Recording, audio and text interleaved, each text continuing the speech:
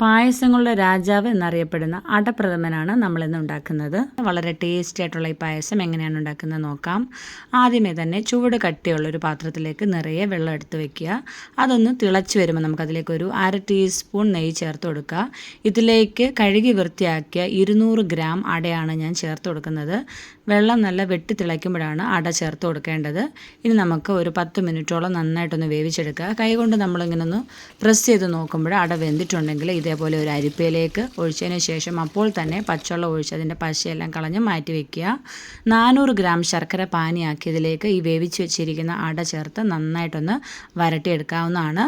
ഇനി നമ്മളിതിലേക്ക് 3-ാം പാൽ, തേങ്ങാപ്പാലാണ് ചേർത്ത് കൊടുക്കുന്നത്. 3-ാം പാൽ ഒരു 2 ഗ്ലാസ് നമുക്കിതിലേക്ക് ചേർത്ത് നന്നായിട്ടൊന്ന് തിളപ്പിക്കാം. ഞാനിവിടെ ടോട്ടൽ 3 തേങ്ങയാണ് എടുത്തിരിക്കുന്നത്. അതിൽ 3-ാം പാലാണ് ചേർത്ത് കൊടുത്തിരിക്കുന്നത്. ഇത് നന്നായിട്ടൊന്ന് തിളച്ച് വരുമ്പോൾ നമുക്കതിലേക്ക് 2-ാം പാൽ ഒരു 1.5 ഗ്ലാസ് തേങ്ങാപ്പാലാണ് ചേർത്ത് കൊടുക്കുന്നത്. ഇനി ഇത് നന്നായിട്ടൊന്ന് മിക്സ് ചെയ്തൊന്ന് കുറുകി വരുമ്പോൾ നമുക്കിതിലേക്ക് ഒരു വലിയ കഷ്ണം ചുക്ക്, പിന്നെ നമുക്കൊരു 1/2 ടീസ്പൂൺ ജീരകം, അതേപോലെ ഒരു 6 ഏലക്കയും കൂടെ ചൂടാക്കി നന്നായിട്ട് പൊടിച്ചെടുത്തതും കൂടെ ചേർത്ത് കൊടുക്കുക. ഇപ്പം നല്ലൊരു വാസനയൊക്കെ ഉണ്ടാവും.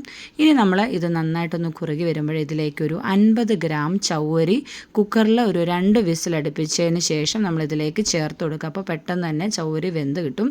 ഈ ചവ്വരിയും കൂടെ ചേർത്ത് കഴിയുമ്പോഴാണ് പായസത്തിന് അത്യാവശ്യം നല്ല തിക്നെസ് ഒക്കെ ഉണ്ടാവുക.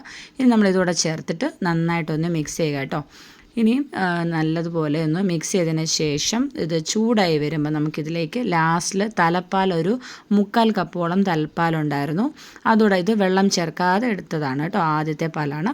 അതുകൂടെ ചേർത്ത് നന്നായിട്ടൊന്ന് ചൂടായി വരുമ്പോൾ നമുക്ക് ഗ്യാസ് ഓഫ് ചെയ്യാം.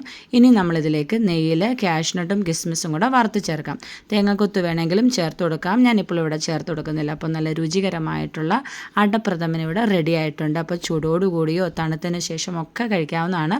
ഞാനെപ്പോഴും തണുത്തതിന് ശേഷമാണ് പായസം കഴിക്കുന്നത് കേട്ടോ. അപ്പോൾ നമ്മുടെ പായസം റെഡി ആയിട്ടുണ്ട്. എല്ലാ കൂട്ടുകാരും ട്രൈ ചെയ്ത് നോക്കൂ.